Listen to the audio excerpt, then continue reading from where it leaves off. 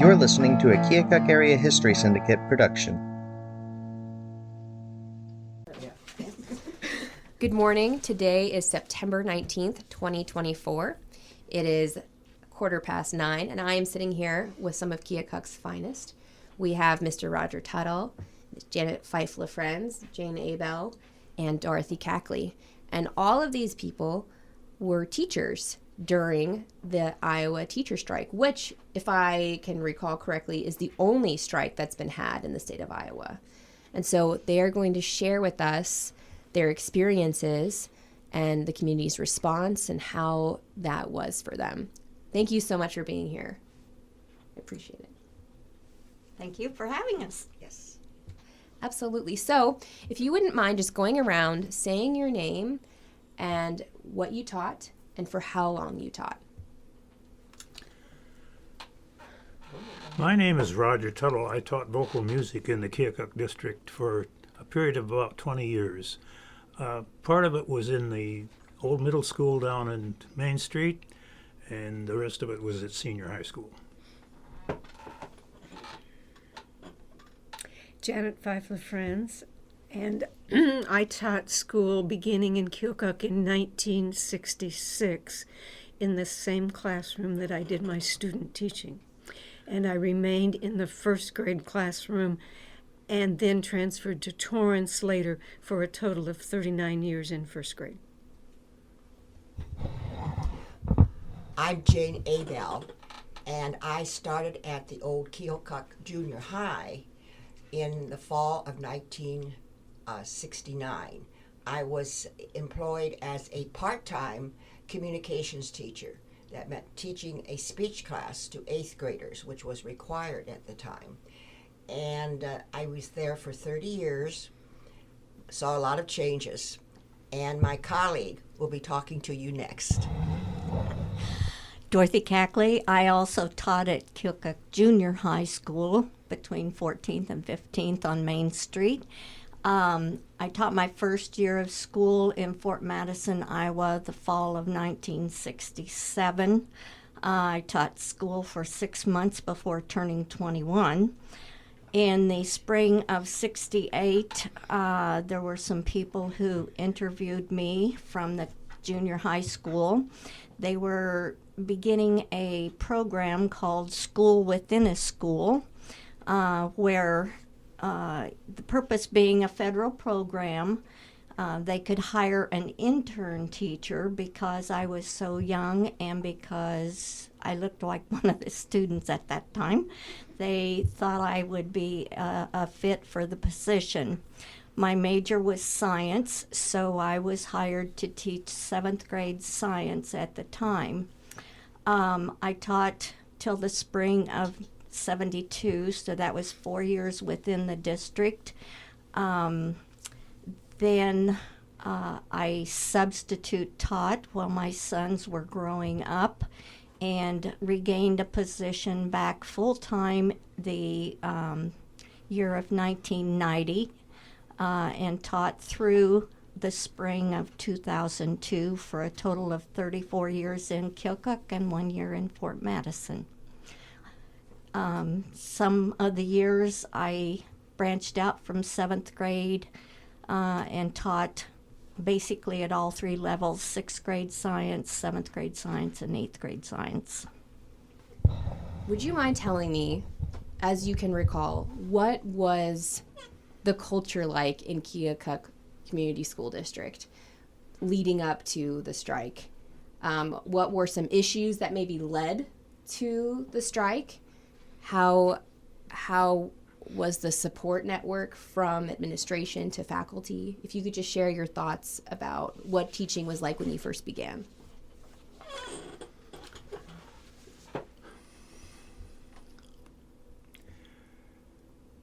The 1970s was a different era as far as the schools were concerned. Those were the years of neighborhood schools. At that time, there were 6 or 7 elementary schools, and students were encouraged to live close to where they were going to school. The idea was you could walk to school and so forth. It was also a time of the baby boomer surge was coming into full force at that time, which meant that there were many students per class, probably double what it is today in 2024. As far as the culture of the city is concerned, there were lots of things going on in the negotiations that were taking place each year. Because of the large number of students, because of probably the lack of modern facilities, it was a hard thing to do to teach in the public school system here in town. There wasn't enough room for all the classrooms. Great. How many students? You said there was a huge influx of students. About how large were the classroom sizes? I would say that in the 70s, probably at the peak of the late 70s, there were upwards of 300 kids per class. Right, yes. And today, that number is about 150, which put a real stress on the classroom space. At one point, when I was at the junior high school, there was such a lack of classrooms that you not only shared classrooms with other teachers.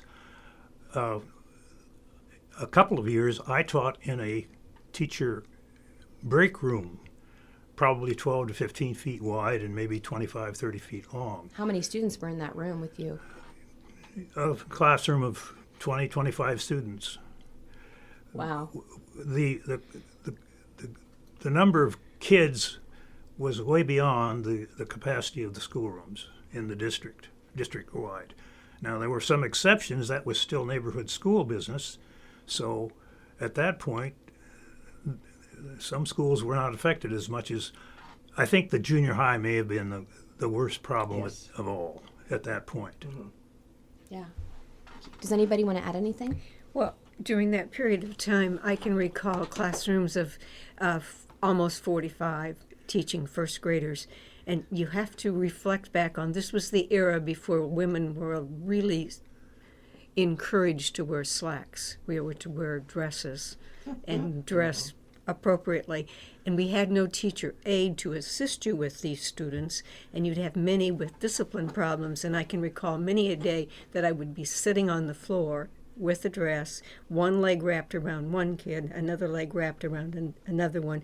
I've got two arms, and I really needed three. And to keep them focused Engaged. focused on what you were doing so that they could participate and keep everything else in plan at the same time. You've got to remember, these are first graders. Yeah, it's like herding cats. The foundation of beginning their school life. So many skills are taught in first grade. Yeah. I wanted to add to what Roger said. When I started in '69 at Keokuk Junior High, our school population was almost 900, and we were so strained. So at the time I came in, there was a new schedule system called flexible modular scheduling. And I think part of that came into being to facilitate the great number of students we had and where to have them and the space needed. In that system, there was independent study time. Independent study time made the students could choose to go to 4 resource centers, and that was very good. Science, math, English, and social studies, because there were always teachers there to help them with any questions they might have about the work they were doing. But in addition to that, there were study carrels lined up in the hallways, many hallways, which were not supervised to much of an extent. What are study carrels? Well, study carrels were individual cubicles with a desk area and a chair, and they could go there. I think you've seen them in libraries. And so this was 7, 8, and 9 at that point in time, wasn't it, Dorothy? Mm-hmm. And so they could go there, but given the fact of the age they were, independent study also meant independent social time for some. And because their friends sat together and so forth. So that aspect of it didn't work as well as it did theoretically. But that was one of the ways we took care of that. Also, when they passed, it wasn't all at the same time, because the day consisted of 20 mods of 20 minutes each, correct, Dorothy? Yes. And they might have something for 2 mods or 3 mods, large group, small group, lab, independent study. So you never had the whole school population passing at one time, and that did help with congestion, I must say. So those are some of my memories of how it was at that point in time. The climate, when I graduated from the University of Iowa in 1959, I was told by the professors and people in the education department that there were top school districts that you should be happy if you were recruited and could get a job in those districts. And the number 2 district was Keokuk, because it was considered to be so supportive and receptive and helpful for teachers, because it did provide some perks. And one of the perks was moving expenses. If you were a man, you got a sum of money to subsidize your moving expenses, not if you were a woman. But overall, they were very supportive, and they wanted teachers to come who had strong credentials and who intended to continue their education. And sometimes there were supplements for that and help to get more courses. And then the salary scale, which we can get to later, you moved up according to not only your years teaching, but also the level of degrees that you had. So, Dorothy? Well, I think you've covered it very well. I did not say when I was talking about the SWAS program, School Within a School, we were teaching the 7th graders who had a lower reading ability on the basic skills tests. So every teacher in the SWAS program was challenged with building their curriculum around a reading approach. So, and we had lots of group projects, teachers collaborating together, subject matters collaborating together. Maybe one month we'll concentrate on the math in our subject. Maybe, I don't know what else we did. Reading and spelling were principal things that we were to make improvements on with the students. It proved to be very successful. I have tracked some of the students, later in life, gone on to their successes and the professions that they've had. So what I understand from this, and please correct me if I'm wrong, it sounds like a big part of the conditions that led to the strike was you had a large amount of students per class, the same amount of teachers, and so you had large class sizes, but small spaces to teach, and maybe not a lot of support. You didn't have aides, you didn't have... I didn't. It was a factor that I consider a minor factor. As we get into the causes, it was more the salary scale and our input about curriculum and that we'd always had, and our access to our ideas being shared and accepted by the administration.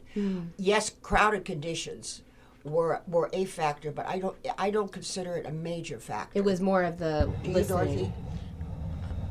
Well, maybe I'm wrong. I think you're right. And so even with the issues that you faced, Keokuk was still considered one of the best districts in the state. Yes.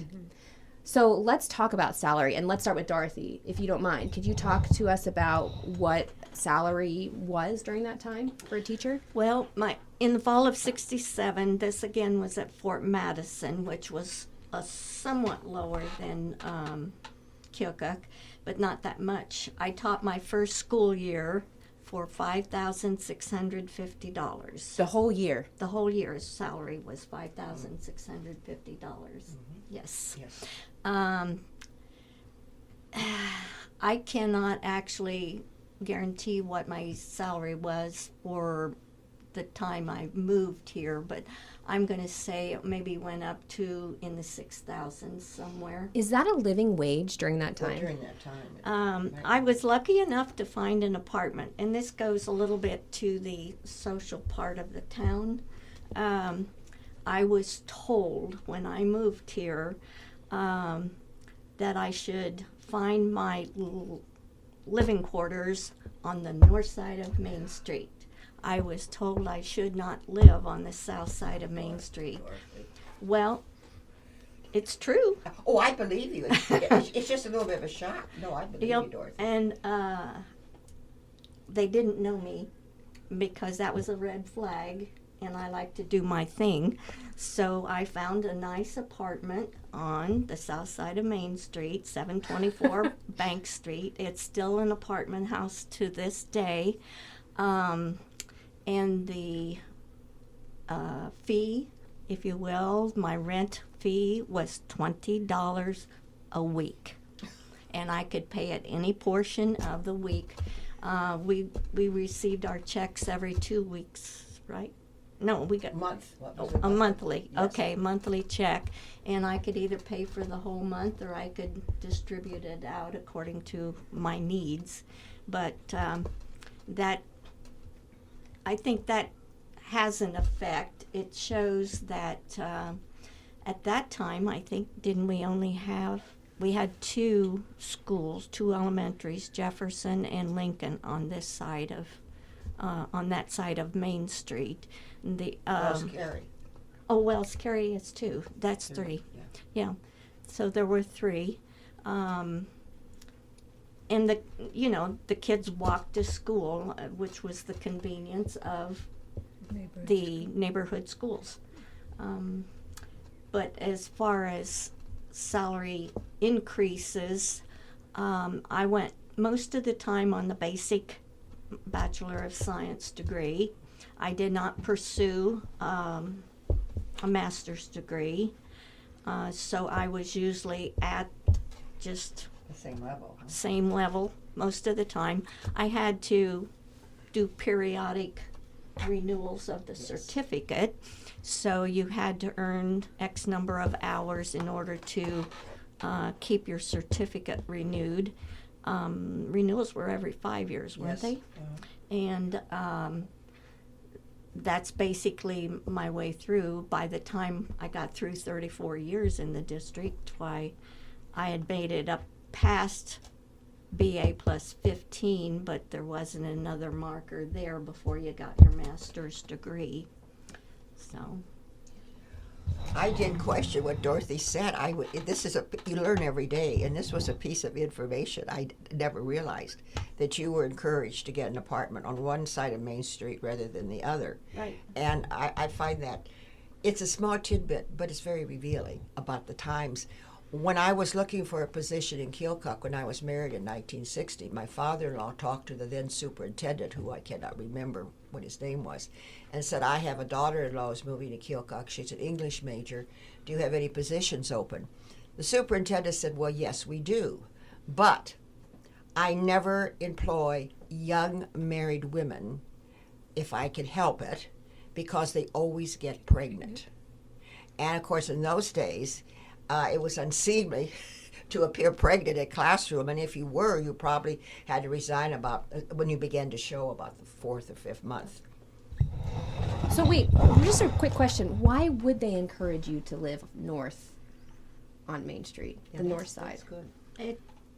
I think at that time, a lot of the industry owners were located in the north side of town. It usually, maybe the better homes were located on the north side of town.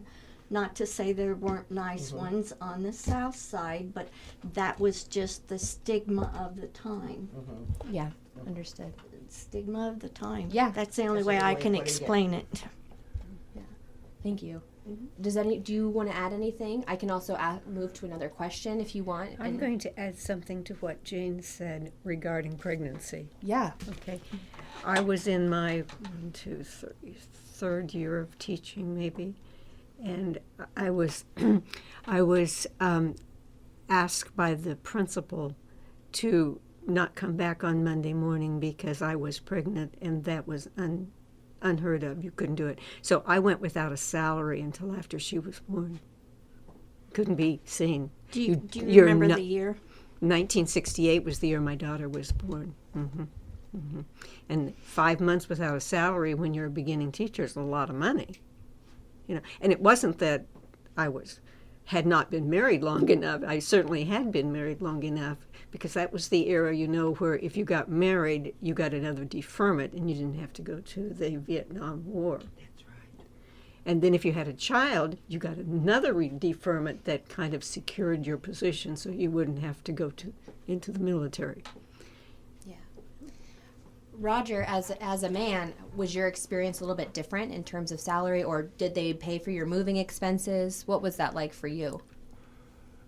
At the time, my wife and I had two youngsters, 2.5 and a few months old when we first came to Keokuk. So we were living on one salary, and I could say that we were able to live comfortably. I can't complain about the dollar amount for the salary. What I can complain about is the idea that the retirement, I was thinking about that from the beginning of I chose teaching because I thought I could better myself. I came from a poor family. We didn't have indoor plumbing until I left for school. And I don't think that was unique. There were a lot of people that lived that way in those days. We're talking 1940s and the 1950s. Mm-hmm. I was born in 1937, so I was a youngster at that time. Anyway, I wanted to better myself, and for me, coming from a family with that background, I was doing well. I think the thing that was the most bothersome for me was the fact that, and I'm talking now about the strike itself. I hope I'm not out of line of doing that. The board side and the teacher side had agreed on a dollar amount. There was no question. There was a certain package, and the problem was that the board insisted on how the money was going to be distributed. We've said earlier that this district was one of the better districts, one of the more desirable districts in the state. And it had a good teacher salary that they had been using for a number of years by the time I came here. And the idea was that the board was going to they were going to break that salary schedule. I think that was the goal. For me, looking back all those years ago, that was the main issue in the teacher strike in Keokuk, Iowa. How the money was going to be distributed. If we could have come to an agreement, there would have been no strike. But it went off the track, and we had the strike. So what did the board want, and what did the teachers want? They wanted to distribute the money the way they thought it should be distributed, which meant that you wouldn't be paid for your experience, you wouldn't be paid for your education, you would be paid more as a beginning teacher. That way you could dissolve the teacher salary schedule, and the board would be able to, from that point on, they could pay as they so desired. Which is not helpful when you're planning for retirement and hoping that things I compound. think the thing that was insulting to the teachers that had been here and had taught for some time, the idea of experience and education and knowledge that comes with doing something over and over again was not important anymore. Very good. It was a simple way of getting around a problem. Mm-hmm. And that was the problem of not enough money to do what we wanted them to do. Now, was this a statewide issue as well, or were there other reasons in different places for the strike? At that time, teacher retirement in Iowa was somewhat of a joke. Our leadership in the teachers' so-called union, which is what it was, let's face it, it was a union, put out information about teacher retirement. And if you were able to earn 10, 15% of your salary after you retired through the teacher retirement system, you were pretty good.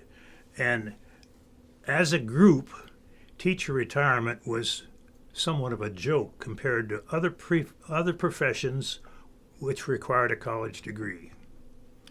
Any number of things. Teachers did not match up in any way, shape, or form. So that was also on my mind. I don't know if that was the main thing in the actual strike, but it was certainly something that I was thinking about at the time. Yeah. Dovetailing on what Roger said, and I think you said it so well, Roger. I was new. I'd come in. This was a new experience for me, 69, 70.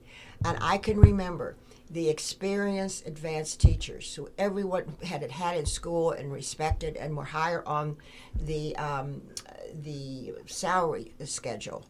They were so hurt. They were so hurt emotionally because they felt what they had been told and encouraged to do, to come here, to advance their degrees, to stay here, to continuing education, all that. Now, it meant nothing. That's the way they interpreted it. Because, okay, we want to raise the salaries of the incoming teachers, and as you went up the scale, it was less and less of going up or added money each year.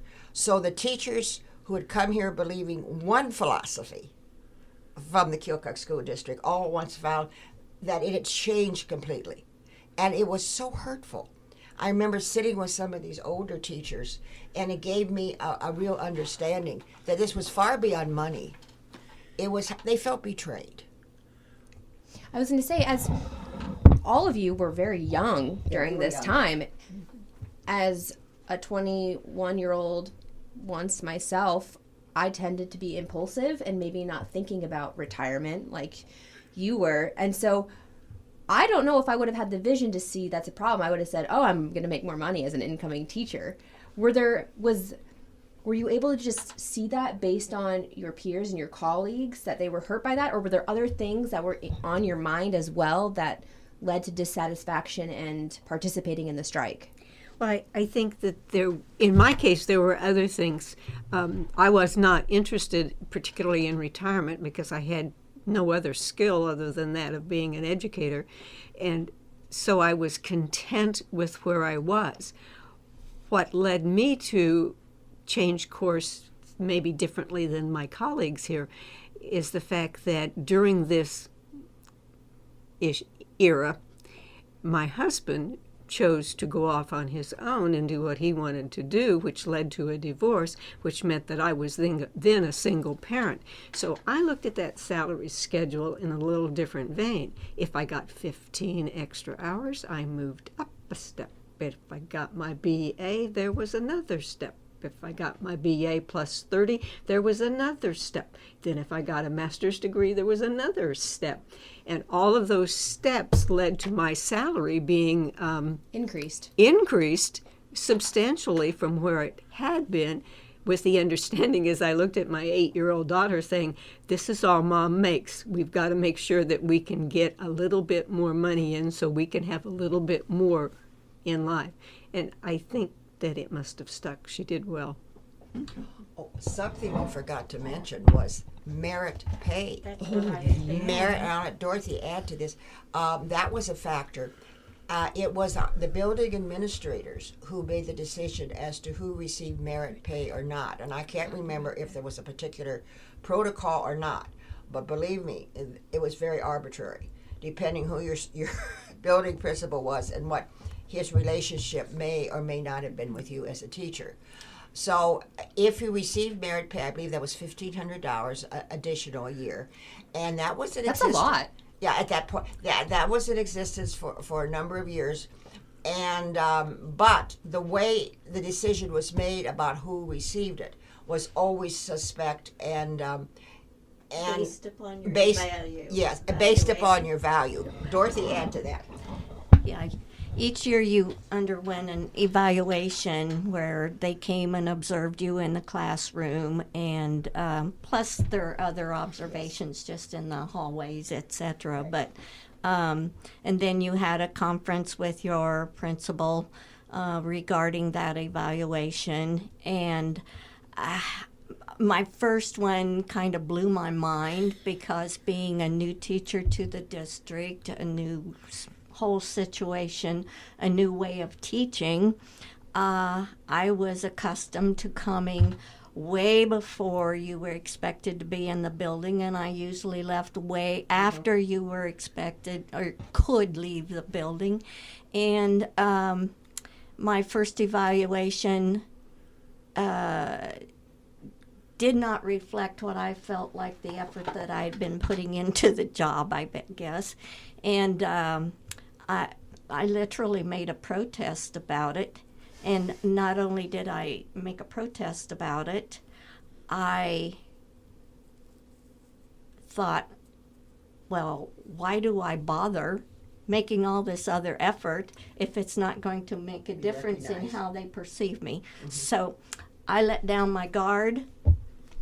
I did what I had to. I came when I had to be in the building. I went home after I was done. And lo and behold, my evaluation went up. So it had a proof to me about the infallibility of the system's way of evaluating people and thus affecting the dollars that came in. I just want to go back and build on a couple of things that have been brought up. Janet mentioned the deal with being pregnant. I was married in 1969, so I was just probably 9 months into my, not quite, maybe 10 months into my marriage when the strike occurred. My husband was a worker at a local factory, and he was a union person. They had endured a strike. Strike pay was to go to people who came and participated on the picket line. And he received lots of flack from the other factory workers regarding the fact that his wife was out walking the picket line. And that did create some extra pressures and difficult hours in the home. And so then the didn't affect my dedication to the cause, though. I remained true to the cause. At one of our staff meetings, I did make a statement, and because it was actually the way I felt about the situation, and kind of brought the ire of the other faculty down on me because they did not agree with my way of thinking, you know. So not everything was roses in every aspect of the society. What was your statement, Dorothy? I can't remember it at all. Somewhere along the line, it may be from a different situation that we had, but at one point we were asked to consider salary freeze. Salary wages. I think that may have been a little bit farther along in 71 or 2. But anyway, I stayed true to the cause during the strike. Then Janet, no, one of you brought up the fact about the having to wear dresses to work. Having to wear dresses to work. I guess maybe the ladies can thank me. What did you do, Dorothy? I was the first one to wear a pantsuit to middle school, or to junior high.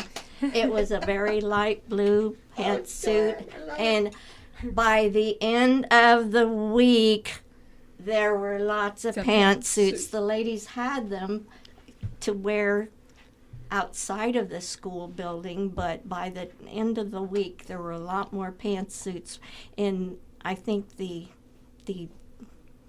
administrators knew it was going to be a losing battle. Well, this was a Dorothy that was just showing up right before the bell rang and leaving right. Yeah, right. That's right. So you can't talk to her about that. Yeah, and then the other thing was the pregnancy.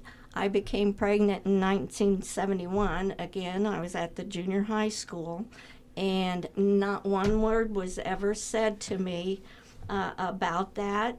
I was very educational with my students. At one point, somebody saw the baby moving underneath the dress I was wearing, and they just were in awe. And I said, "You want to feel?" And it made no difference to me. No one ever said anything to me about it. So between the time that Janet was pregnant and I was pregnant, there evidently had been a societal change according to the condition. I'd like to look at the big picture a little bit. Yeah. In the 50s, teachers and administrators were all a part of the Iowa Education Department, or the ISEA, the Yes. Iowa Education State Association of Teachers. That's right. During the time prior to the strike, there had grown some animosity between administration and between the classroom teachers, and that finally broke prior to the strike itself. Prior to the strike, they all were on the same side. The strike was the result of the breaking up of the two groups. Mm-hmm. So I recall the fear in the teachers those days, those 3 days of that strike. I guess it was 3 days, wasn't it? And what resulted after that. It wasn't too many months after the strike was settled. There was lots of hard feelings in the community. Yes. A lot of bad feelings. But looking back, I think there have been a lot of really positive things that have happened since. Number one, the bill to allow teachers to negotiate salaries and conditions. That bill was in effect until a few years ago. But in the meantime, by the way, the bill has been repealed, and I don't know what the future holds. But I think a lot of good things have happened in the interim years. Looking at our own school district, I'm really proud of the progress that has been made over the last. How many years ago was that strike?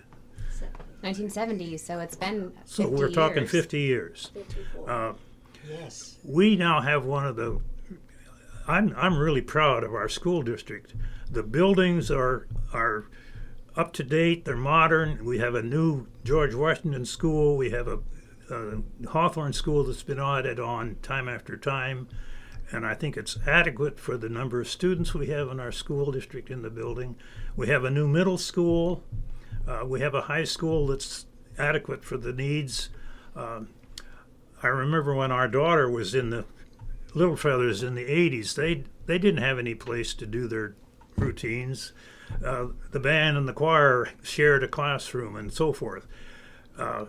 In the interim years, in the last 15, 20 years, the new wrestling addition to the school, a couple of music rooms that weren't adequate, but they were better than previously had been the case. And now we have a brand new music A room. wing, yeah. Right, that was opened a year ago. And last Thursday evening, I went over to see the dedication of the new field house, or not the field house, but the new stadium.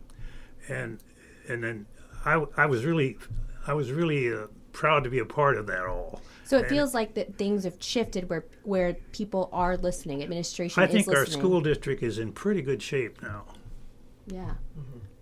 and I'm proud to be a fan of the kids and see what they're doing and how they're handling everything. And that's It is a village in our that raises our the culture kids. right now. Yeah. I think they're doing just fine. I thank you for sharing that. I want to ask about the strike a little bit more in a personal sense.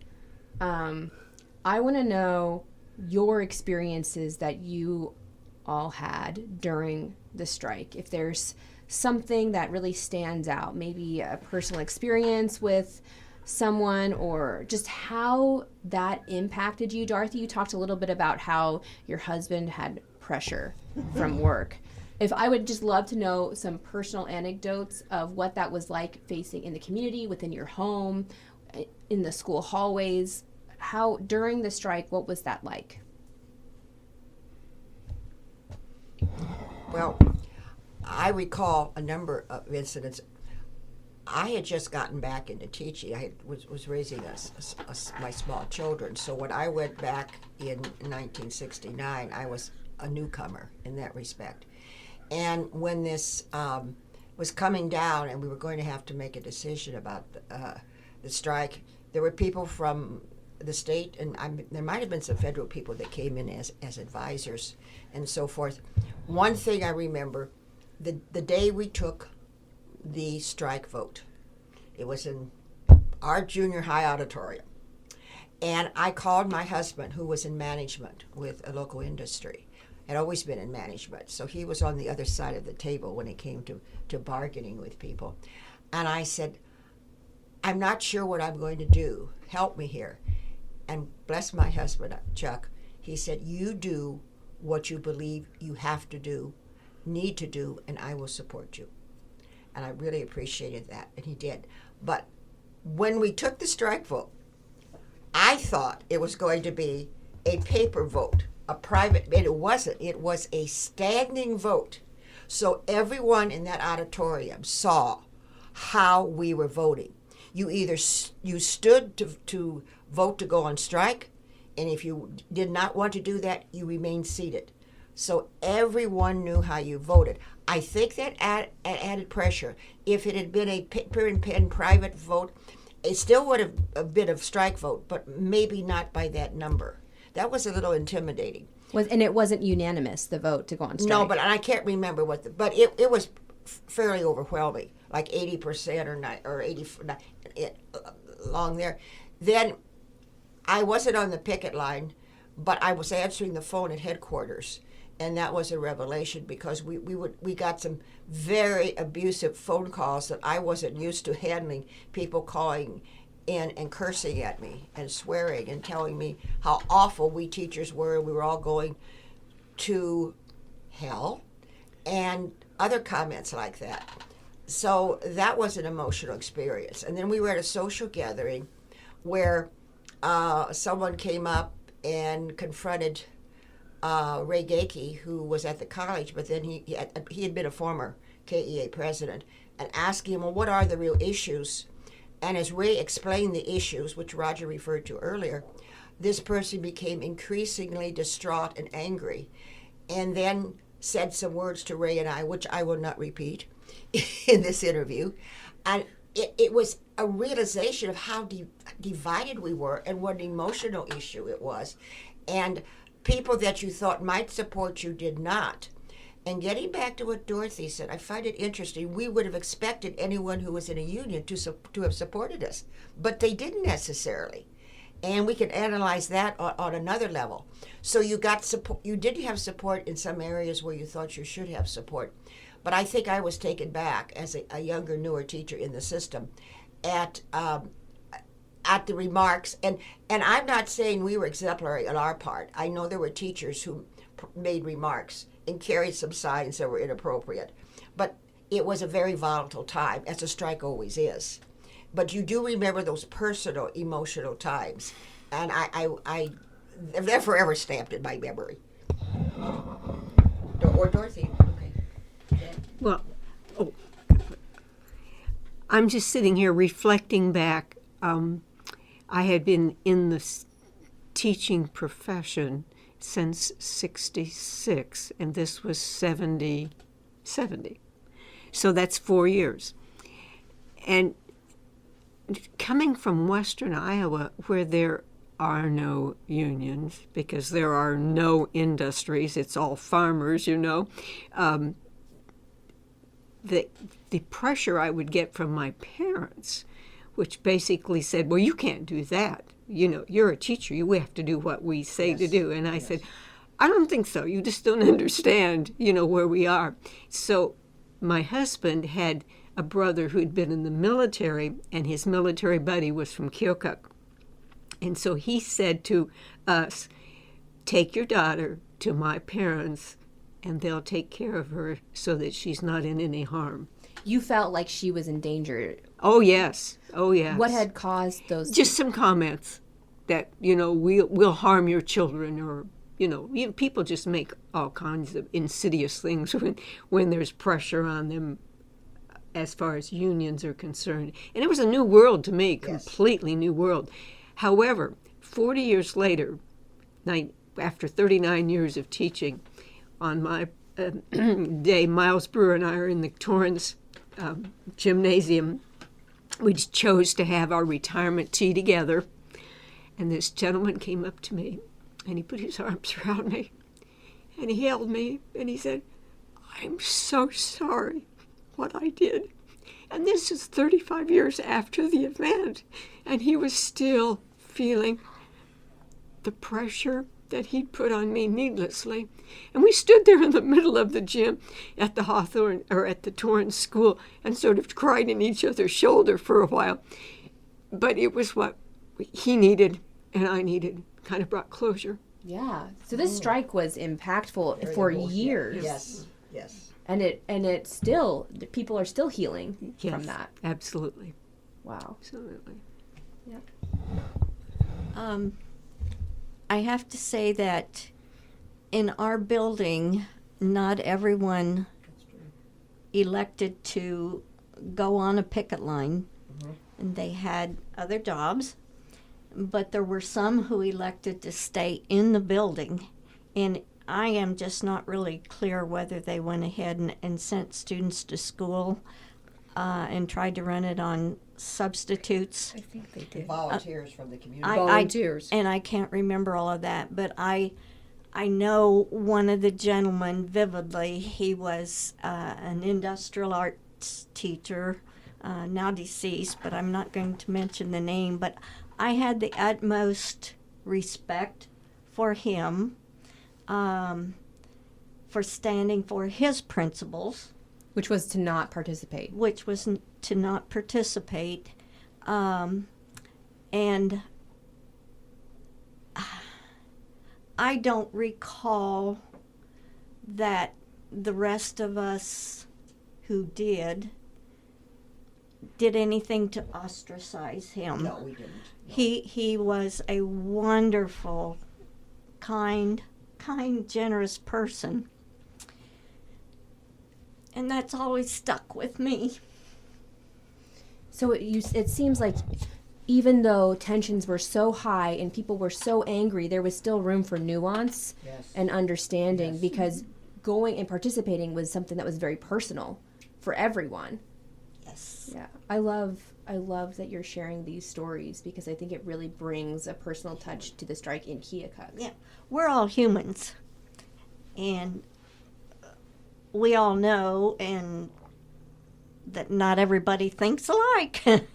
And we're privileged to have the option to have our individual beliefs. And I think that should be a carryover to society today. Yes. Where we are as a society in a whole, we need to come back together to just, respect. And I think that word best fits how we felt towards this gentleman. As far as I can remember, he's the only one that chose to come in and be in the building. I think I know who you're talking about. I'm trying to search my memory if I remember anyone. Yeah, that's what I thought. One of the side effects of the strike, unfortunately, was we lost some excellent staff members, both at the teaching level and the administration level, who felt that it had been such a conflict of such proportions. They were concerned about moving forward in our school district. And it did take time to heal. There's no doubt about that. Jerry Reynolds, my mentor, who brought me into the system, he and his wife left for the Rochester, Minnesota school district. And there were teachers that left, there were administrators that left, and that was a negative after effect of the strike. It took a while to heal, and as listening to all of us, the memories are still there of what we experienced, because it really was a very pivotal part of our teaching careers for all of us. The only strike in Iowa, and we were unique. We didn't realize it at the time, but we were unique. And this is just my own personal view, reflecting over many years. I sometimes think that perhaps the two entities, the Iowa School Board Association and the Iowa Association of Teachers, ISEA, they may have, those entities both may have wanted a test case in Iowa, and they saw Keokuk as the place to do it. Let's settle this. Let's bring this to the attention of the public, and of course, the aftermath of collective bargaining was wonderful for teachers. We did do something that brought some really good conditions for teachers, as Roger said. Unfortunately, that was rescinded a few years ago. So I thought that was one big good part that came out of all of that. And I've lost my train of thought, so somebody else. Just a clarifying question. Yes. So this strike was not in every school district in Iowa. No. It was just Keokuk. Yes. Wow. Okay, Yes. so thank you. As a newcomer, this is insightful for me. So that is very unique that Keokuk was the one that had the strike. So it wasn't like everybody was trying to touch base with other school districts. It was just within ours. Yeah. And I want to say, because I knew almost everyone in the school board at the time, as we all did, people we liked and admired, like Dr. Joe Critchell, Guy Chase, who had been a former administrator, Bob Pearl, and Jim Hughescamp, who was one of the ones who went down and negotiated at the jail. And I'm trying to think Edith Davis, who was probably the president of the board at that point in time, a very capable woman leader, sort of ahead of her time in many respects. And those were some of the people on the board. And that we who were teachers found it confusing. We couldn't understand why they would be supporting this. But there was a reason, and Mr. Leland was brought in, I think, to be the pivotal, the point of the arrow being fired. And they did find themselves in a financial situation that was problematic due to all the incentives they had for teachers here, and they needed to make a change. The type of change they chose to make, as Roger said, was not in the best interest of anybody. But we were all humans on both sides of the situation, and some people had signs in their yards, and some people got very upset with people who had signs in their yard. So in a way, it's a mini reflection of what continues to be problems in our society, I think. One of the things that I loved was I ran into you at Java River, Jane, and you were with Who was I with? Mrs. Critchell. Yes. Oh, Isabel's one of my best friends. Yeah. Absolutely. And you had talked about how even though her husband was on the school board, that you didn't let it impact your friendship, which I thought to be profound and interesting and also inspiring, which I love. How are you able to maintain those relationships despite such volatile conditions? Well, I think the relationship was strong from the beginning, and we had worked on joint projects in the community. The Critchells were so community oriented. And I think some of the school board members were not comfortable with what developed and what happened. But they were in a position of what could we do? We've got to stand united with the whole board. They were uncomfortable too, I think. That's just my point of view. I want to know, how long did the strike last? 3 days. 3 days. 3 days. Okay. Wow. Really exciting. And so what was the final resolution? Go ahead, Roger. My recollection that the strike finally ended when the negotiators agreed that the dollar amount that had been appropriated for teacher salary increases would be divided in the traditional way that it had been divided in previous years. It would be put onto the salary schedule as it existed. So they weren't going to change it the way that they... Yes. Okay. I think that was the main disagreement point all the way through. Yeah. Okay. So they decided that they weren't going to go through with that they were going to stick to the original, and then the teachers went back to teaching.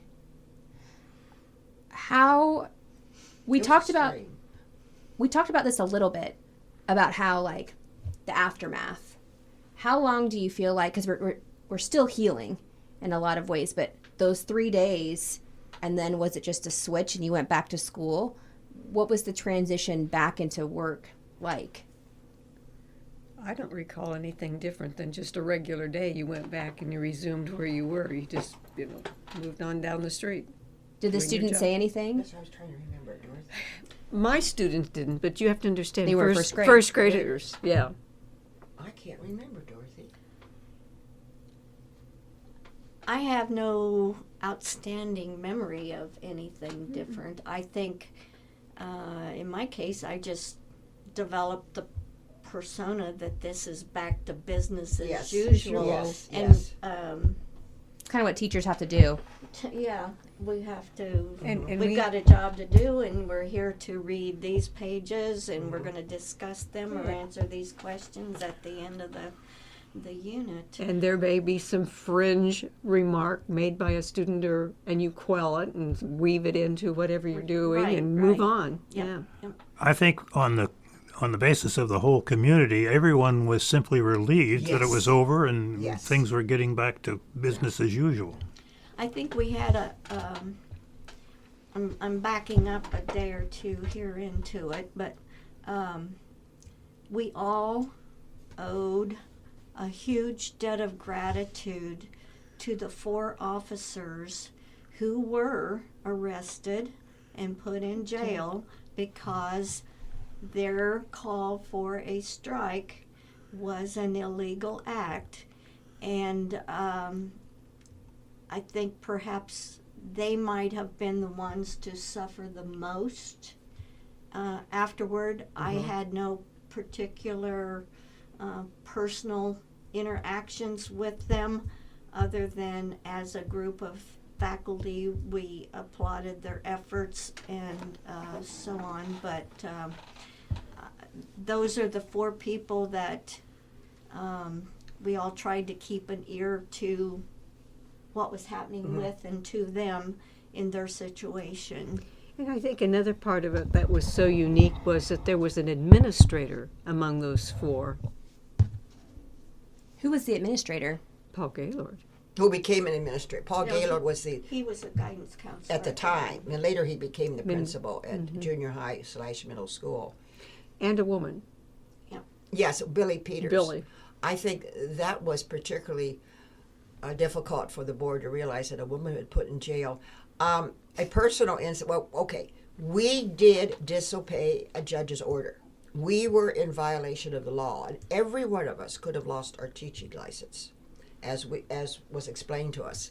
So when the time came to, the repercussion was that the judge chose to put our officers in jail. Well, they couldn't have put all of us in jail, but any one of us could be taken to jail. We were in violation. I think I told you this story. It's kind of interesting. The judge was Joe Leary, an esteemed Reverend judge in Southeast Iowa. At the time, my mother was keeping company with the judge. Oh. And she had him out to dinner, and she said, "Oh, Joe, you wouldn't put my daughter in jail, would you, Joe?" And Joe looked right at her and said, they were both Catholics, "If you came to me, Loretta, rattling your rosary beads, I would put her in jail because she is defying a court order." And so she called me up the next day and said, "Oh, Jane, don't you realize you could go to jail? That's just a little personal." But Joe was standing by his ethical standards and judicial standards as well. He should. But I just found that all a little amusing. Talk about personal stories. Yeah, well, and also kind of a difference to the merit, right? Because you're like, this merit bonus that people certainly had, during that time that was unjust, and maybe you picked certain people to put in jail, but this judge was impartial. He put you all in there if he could. If he needed to, he was going to do that. Are there any, let me ask on a personal note, how has this experienced this strike, how has it influenced your life, the rest of your life? Is it something that you think about? How has it influenced maybe other decisions or your perspective? Ooh, that's a big one. Yeah. I think when I read something, when I read some materials now that may be a little weighty in content, that I always have my pencil there and I'll put P, that I agree with that, or a negative mark that I don't agree with that, and then why it is. I kind of analyze it and reflect back on how's this going to affect us in the future. And how does that connect with your experience with the strike? Well, I think that many of us were sort of naive to everything because it was something we had never experienced at all, and coming from a one-room country school to something like this was quite a change in the first place, Yeah. Yeah. So I was kind of a nuance in this modern world that Keokuk offered, because I didn't have those things in Western Iowa. I don't know the rest of you, and I was out of the loop. I belonged to the KEA, but I wasn't that active a member. It always seemed to me all this came down almost suddenly for me. I wasn't aware of the ongoing conversations and negotiations by our officers with the school board. You hear rumblings about, things aren't going well and so forth. So when it started to get more acute as to what action we might be taking and what to do, I was frankly surprised. I don't know how the rest of you felt. I didn't anticipate a strike. I guess that's what I'm saying. Did you, Dorothy? No. And like I said before, the pressure was on not to be a participant. Yes. So it was conflicting, but not only did it affect then, but across the state. Yes. In traveling. Yes. If I mentioned that I taught in Keokuk, invariably the strike was brought up in a conversation. There were professional meetings that, being a part of the federal, program and stuff, attended or visited schools to get a line on a concept for a new approach to teaching in our building. And you were in a mixture with other professionals like you, and if they found out that you were from Keokuk, you could just bank that the strike would be mentioned in Yes, the conversation. So other than that, and still there are times here in town that it's brought up in conversation. Yes, Dorothy. You've been here long enough, so were you involved Yes. with that? Yes. Yeah. That's right, Yeah. Dorothy. You tell them you taught for 35 years, and How is that perceived by people when they ask? Is it with respect? Is it with... Depends on who Distinct- it yeah. is. Who you're talking? Yes. It's interesting, though, because as we're sitting here, all of you are across the political spectrum. But this was something that united you. And I just find that interesting. Is it looked on now, this strike, as a political thing where it's more one side of the political spectrum? Or is it just something that this is not a political thing, this is a teacher's issue? I looked upon it the teacher's issue at the time. At the time, it was a teacher issue, but I think today that it is looked upon as something that was a black eye for a while, but now that they really understand all that it reflects upon with our daily life today, then they can see the positives that was in it. So it's like when I just mentioned, when I read something, I look at the positives and I look at the negatives, and how are we going to approach this so that we can move with the greatest strength forward.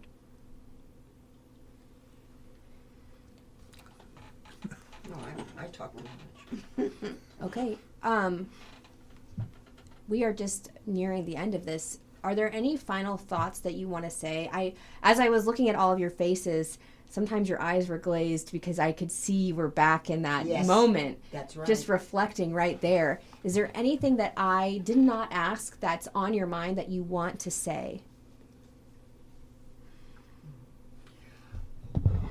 I would personally think it would be to the benefit of education in Iowa if there was a return to collective bargaining, because then you went to binding arbitration and you had a person or team of people who took the proposals from both sides and then rendered a decision that both sides live by.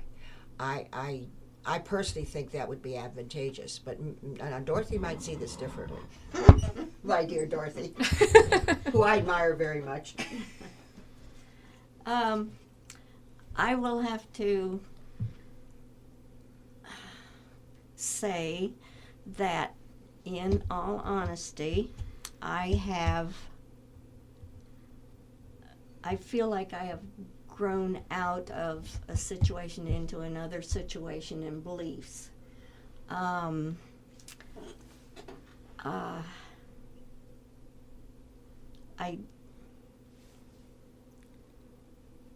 was married to a Democrat, very strong. Even back in my early years of marriage, I will profess that I may have distributed literature for the candidates that the union backed, but they never knew how I voted in the voting booth. Sometimes today, I know unions did a lot of things good back in the early days, improving things for the sweatshops, etc. Even applies to our work situations in the school buildings. But when I see a union that already has, and I'm not talking about schools now, a large hourly wage turned down a 25% increase, I can't think that it's all for good. Back in the day, when we got the new state allotments for the new monies coming into the school district, I saw that the people with the Education Association strove to get the biggest hunk of that for the salaries. I taught a science class. I was expected to have hands-on activities for my students. How are you going to fund those manipulatives? It come out of my pocket. I jokingly became the bag lady of middle school. Now we know. Because I was carrying things in from the grocery store, the dime store, well, heaven forbid there's not a dime store, but Walmart, whatever, to do my activities. And there was a stick in the craw, if you don't mind the situation there. So I'm hoping it's getting worked out, in like I've told other people, with the year I retired the spring of 22, or 2002. Yeah, I was like, oh my gosh, No. that's amazing. I knew what you meant, Dorothy. 2002, I had worked on design for buying supplies for a room in the new school building out on Orleans Street, and I was not going to step foot in it because I was retiring. That had taken a lot of time and effort to do that.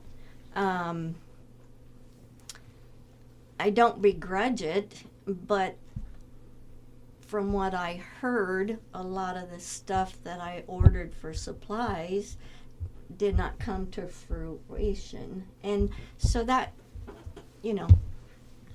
I think probably things are improving, but again, that's 22 years ago. So, and like Roger said, I admire all of the new buildings, newer style buildings, much more safety for the kids rather than being in a 3-story George Washington elementary school that you could get lost in as a visitor to the building, you know. So glad that that was improved and so on. I wish everyone well in the new situation. I just hope that they have considerations if they're going to require things, maybe even at the administrative level. If you were going to require things to be done, then you help to fund it. Yes. Absolutely. One of the things I've loved so much is I feel like I'm beating a dead horse, but just people have different life experiences. All of you, you're engaged in different things, but this is something that unifies you, and it feels like, you know, I was setting up and you were just talking.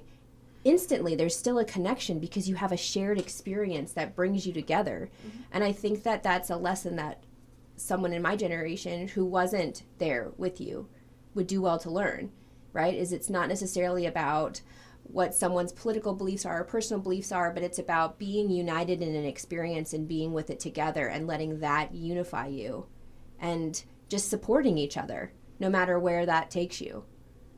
So I am so grateful that I was able to talk with you today, and thank you for being vulnerable and willing to share some personal experiences in your lives.